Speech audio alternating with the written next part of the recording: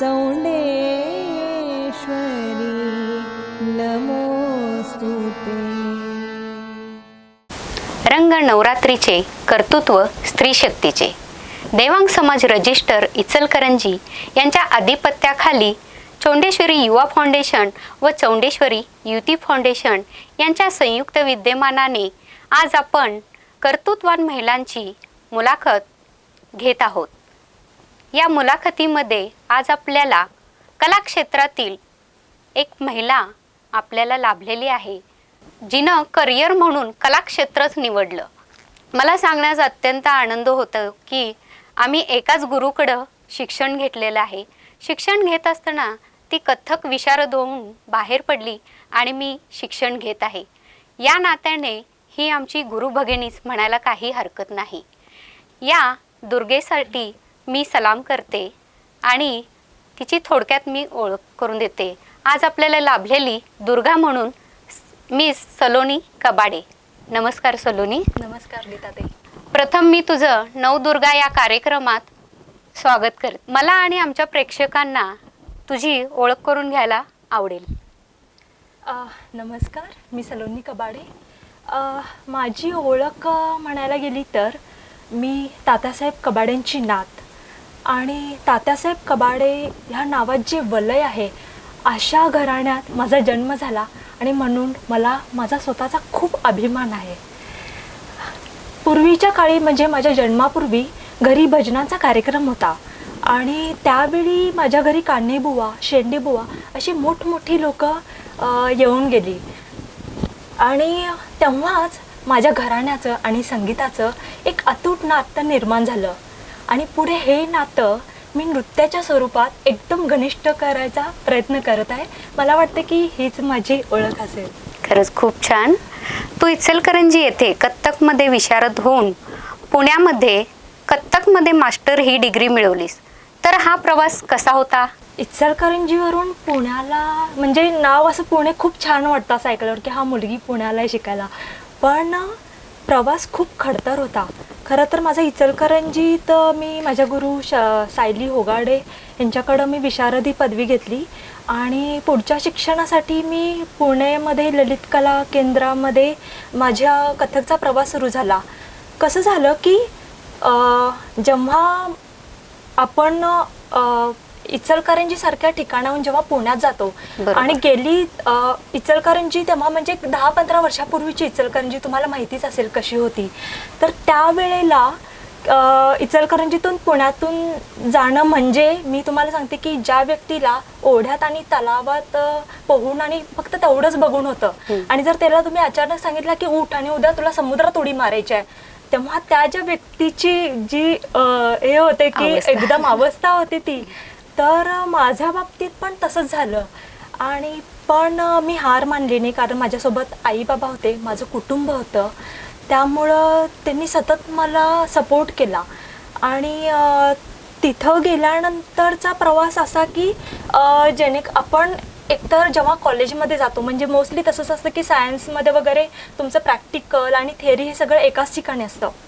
पण पुण्यामध्ये असं नव्हतं। तिथे गुरुकुल पद्धत होती, त्यामुळं दिवसभर कॉलेज करायचं आणि कथ्थकचं शिक्षण घ्यायला म्हणजे माझे क्लासेस गुरूंच्या म्हणजे शर्वरी त्यांच्या घरी व्हायचे आणि माझा थेरी झाली कॉलेजमधली तर मला प्रवास करायला लागायचा। म्हणजे माझ्या युनिव्हर्सिटीतून हॉस्टेलपासून गेट माझं होतं 1.5 किलोमीटर, तिथून चाललं जायचं, त्याच्यानंतर 2 तासाचा माझा बसनी प्रवास आणि तिथून शर्वरीताईच्या समोर 3-4 तास नृत्य करायचं, परत येताना सेम असा माझा प्रवास होता। त्यामुळं मला इतका गोष्टींना सामोरं जावं लागलं आणि ॲक्च्युली मी ह्या सगळ्या गोष्टी मी सोसत होते, पण तेवढंच मला सपोर्ट आणि मला प्रेम मिळत होतं।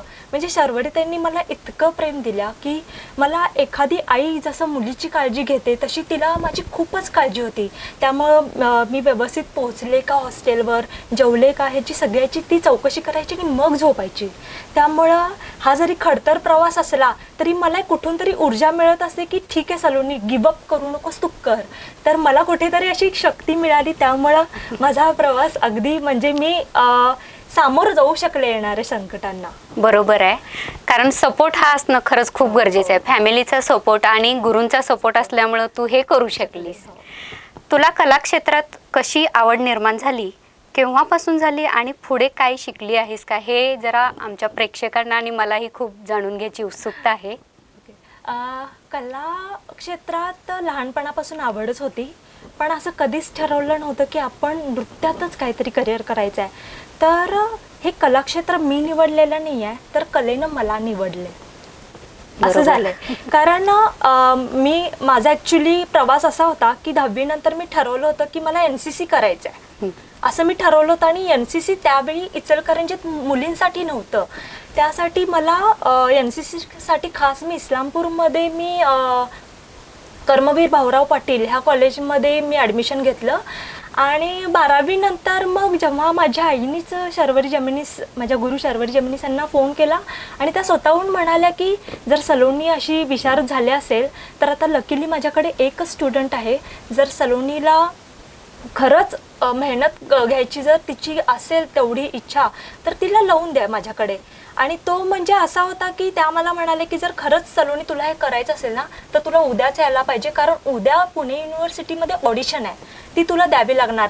आणि मला म्हणजे असा विचार करायला मला एकच सेकंद होता की मला फक्त हो की नाही मला फोनवर बोलायचं होतं.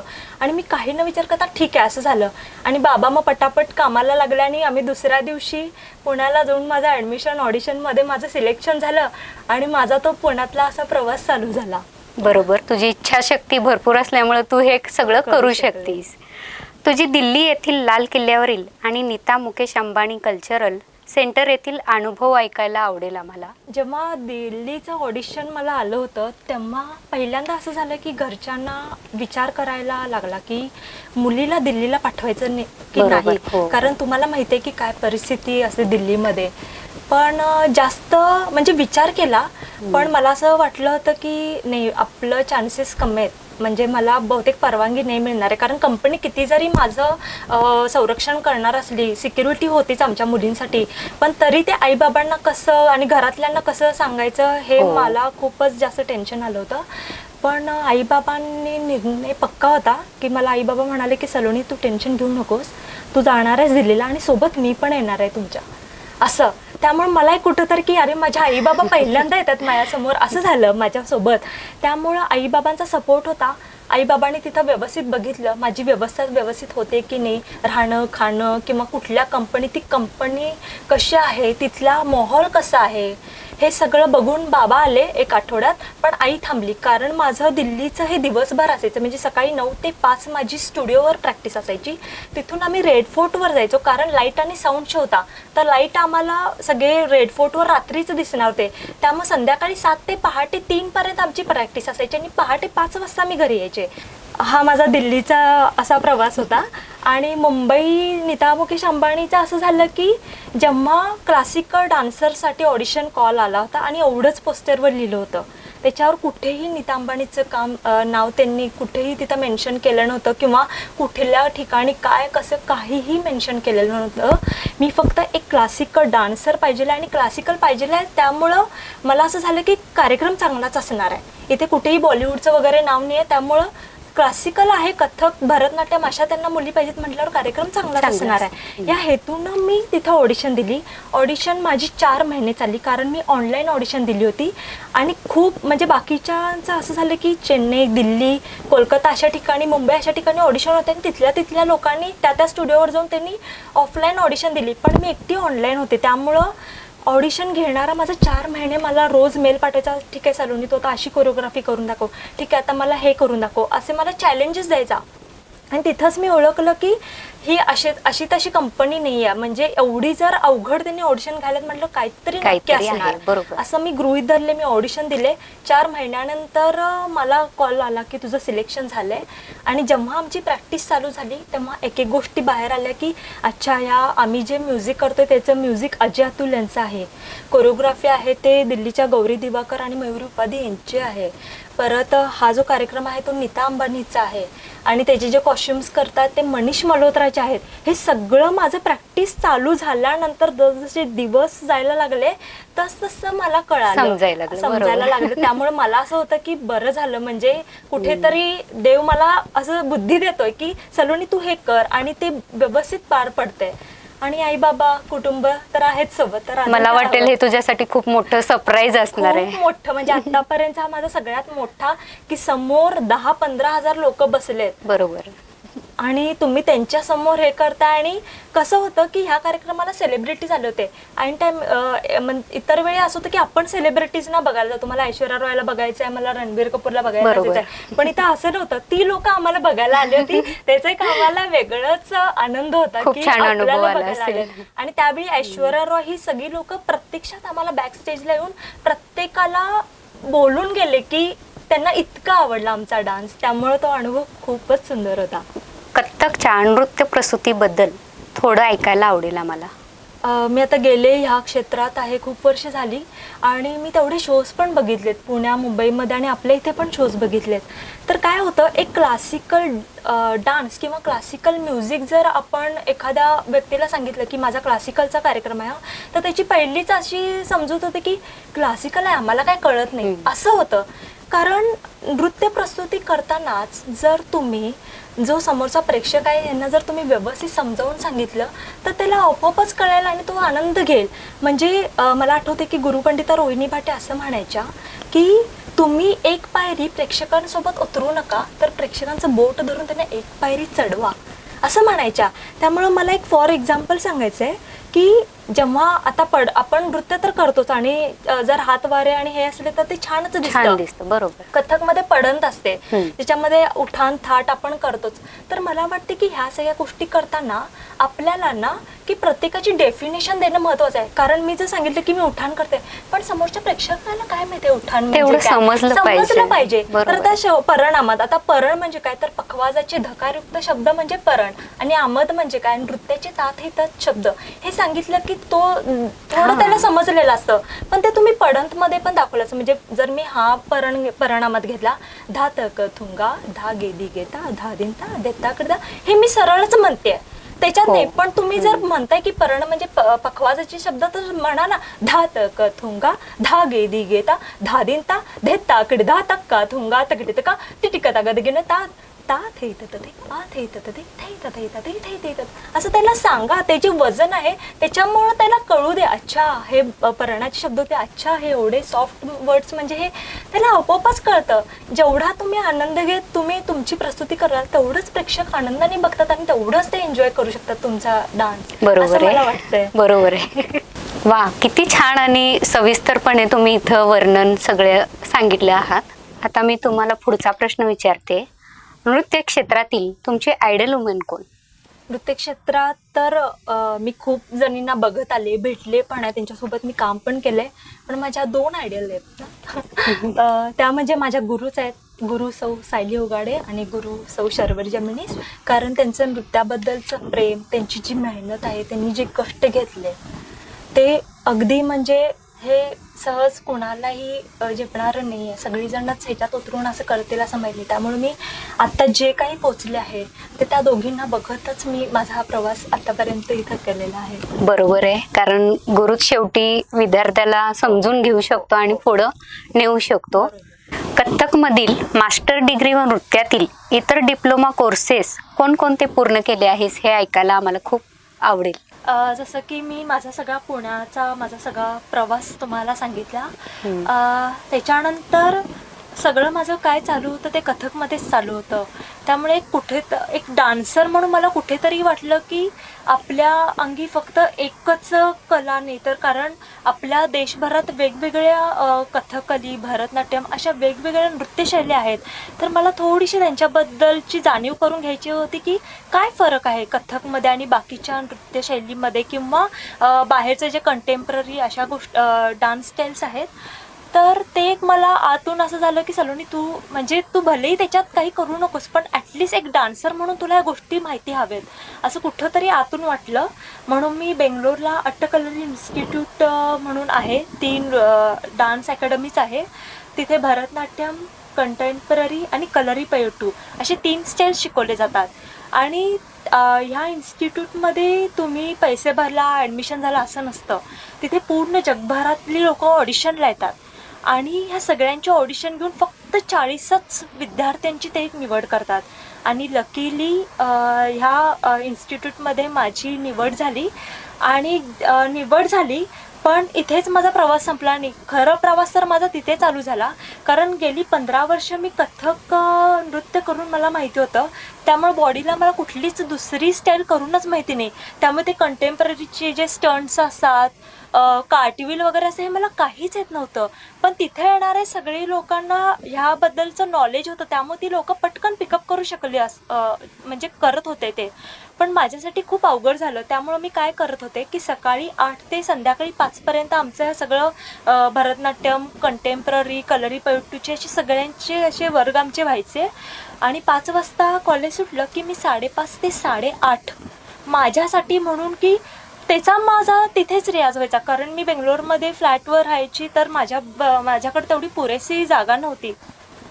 म्हणून मग मी कॉलेजमध्ये 5:30 ते 8:30 असा माझा रोजचा दिनक्रम हे करून मी तिथं मेरिटमध्ये मी आले होते. त्यामुळं मला असं जाणवलं की नाही, करायला गेलं तर खरंच तुमची जर मेहनत करायची असेल ना तेवढी ताकद, तर तुम्ही आयुष्यात काहीही करू शकता. गिवअप अजिबात करायचं नाही जर तुम्हाला एखादं अचीव करायचं असेल काहीतरी. हे मी बेंगलोरमधून शिकले खूप. अगदीच. आणि खूपच छान. म्हणजे तू कथ्थक न करता म्हणजे पुढं तू अजून बरंच काही त्याच्यात शिकत गेलीस. हे खरंच खूप घेण्यासारखं आहे. आपल्या इथे आणि पुण्यात शिकवण्यात काही पद्धतीमध्ये काही फरक वाटतो का तुला? फरक खूपच आहे. खरं तर मी सांगितल्या पद्धतीनं माझा असा कुठला निर्णय नव्हता की आपलं इचलकरंजीमध्ये आपली 12वी झाली की आपल्याला पुढे पुण्यामध्ये प्रवास करायचा, असं माझं काहीच ठरलं नव्हतं. जसं की कलेनंच मला निवडलं असं मी तुम्हाला सांगितलं. तर ते झालं की कलेनं मला तिच्याकडं ओढून घेतलं. माझा प्रवास चालू झाला. आणि फरक खूप आहे, कारण इचलकरंजीमध्ये जेव्हा मी शिक्षण घेत होते कथकचं, तेव्हा फक्त छंद म्हणून चालू होतं माझं ते. फक्त शनिवार रविवार असाच माझा क्लास असायचा. पण पुण्यात गेल्यानंतर अख्खा पूर्ण दिवसभर अगदी मला आठवतंय की शर्वरीताईचा 3-4 तास क्लास झाला की घरी येऊन परत 11 वाजता हॉस्टेलवर यायची. आणि शर्वरीताईला असं अजिबात चालायचं नाही की आज मी जे शिकवले ते तुला उद्या करताच आलं पाहिजे, असं होतं तिचं. नाही आलं असं ही कारणच नको होती तिला. त्यामुळं परत घरी 11-12 वाजता किती वाजता यायची मी, जेवायची आणि परत मी रियाज करायची की आज मला ताईंनी काय शिकवलंय. सो त्याच्यावर माझं परत आकलन व्हायचं. असा माझा प्रवास होता. परत जेव्हा मी घुंगरू, कधी माझ्या आयुष्यात घुंगरू तुटले नव्हते. पण जेव्हा माझी पुण्याला प्रॅक्टिस, माझी जसा रियाज चालू झाला ताई समोर, तेव्हा घुंगरू तुटले माझे. आणि डान्स करता करता आणि ताईचं असं झालं की बांधायला लागा आता घुंगरू आणि उद्या मला पाहिजेलंय. आणि मग मला असं झालं की ताईनी मला स्वतः बसून मला शिकवलं की घुंगरू कसे विणतात ते. आणि ते मी घरी जाऊन म्हणजे 150, ह्या पायात 150, ह्या पायात 150 असे घुंगरू, 300 घुंगरू. एकतर ते सोडायलाच आम्हाला 2 तास लागायचे आणि बांधायला 3 तास, असं 5 तासाचं असायचं. एक दिवस असंच झालं होतं की माझी दुसऱ्या दिवशी सकाळी 9 वाजता परीक्षा होती. मी आदल्या दिवशी 11:30-12 वाजता आलो हॉस्टेलवर. घुंगरू तुटले होते. मी पहाटे 5 वाजेपर्यंत घुंगरूच बांधत बसले होते. आणि मग एक थोडंसं, कारण थकवा जाणवू नये म्हणून मी 2 तास झोपले. परत उठून आवरून मी माझी एक्झाम दिली होती. असे खूप अनुभव आहेत की जे म्हणजे मला असं वाटतं की म्हणजे खरंच एखादं काहीतरी आपल्याला मिळवायचं असतं तर ह्या सगळ्या गोष्टीतून जावंच लागतं. कुठेही ते शॉर्टकट नाही आहे. कुठेही म्हणजे तू विकत घेतलीस घुंगरू किंवा काही नाही. प्रत्येक ABCD पासून अगदी शून्यापासून माझी सुरुवात झाली पुण्यामध्ये. बरोबर आहे, कारण कष्ट घेतल्याशिवाय यश तर मिळत नाही. आणि ह्या यशामागे तुझी फॅमिली, तुझे गुरु आणि तुझी खरी म्हणायला गेलं तर मेहनत ह्या पाठीमागे आहे. आपल्या इचलकरंजीतील महिला व मुली यांच्यासाठी तू सामाजिक कार्य म्हणून काय करू शकतीस? जर त्या महिला व मुलीची खरंच मेहनत घ्यायची तयारी असेल, तिला रोजच्या रोज रियाज करायची जर खरंच त्याची तयारी असेल, तिचा 100% जर डान्सला देणार असेल, तर मी जे नॉलेज देते मुलींना माझ्या, ते सगळं मी तिला द्यायला तयार आहे. मी सतत तिला मी आत्तापर्यंत शिकत आली आहे आणि मी जे एवढा खडतर प्रवास केला आहे तो तिने करू नये ह्याची मी काळजी घेईन, नक्कीच काळजी घेईन. आणि मी तिला एका चांगल्या नृत्याच्या पोझिशनवर पोहोचण्याचं मी काम करेन. अगदीच अगदीच. तू वेळात वेळ काढून आल्याबद्दल तुझे आभार मानते. खरं तर आभार मला तुमचेही मानायचे आहेत, कारण तुम्ही एवढा छान आणि एवढा मोठा तुम्ही उपक्रम घेताय, तुम्ही वेगवेगळे प्रोजेक्ट्स करताय आणि ज्या महिलांना व्यासपीठ मिळत नाही त्या महिलांना तुम्ही व्यासपीठ मिळवून देताय. अन्नधान्य, वृक्षारोपण हे सगळं तुम्ही करताय, हे इतकं छान वाटतंय. आणि त्यामुळं मला खरंच खूपच तुमचे आभार मानायची मला अशी आतून आहे की. आणि तुमच्या या वाटचालीसाठी माझ्या खूप खूप शुभेच्छा. असंच तुमचं कार्य चालत राहू दे आणि अख्ख्या इचलकरंजीला, अख्ख्या आपल्या समाजाला तुमचं कार्य सगळेजण बघतच आहेत. त्यामुळे मलाच नाही तर सगळ्यांनाच तुमच्याबद्दल कौतुक वाटत असणार आहे याची मला पूर्ण खात्री आहे. धन्यवाद. तुला दुर्गा पुरस्कार मिळाल्याबद्दल तुझं खरंच खूप अभिनंदन. आणि ही देवीची ओटी म्हणून तुला देत आहे, प्रसाद म्हणून. आणि तुझी अशीच प्रगती होऊ दे, असंच तुला यश मिळू दे, ही चंडेश्वरी देवीच्या चरणी प्रार्थना. थँक्यू.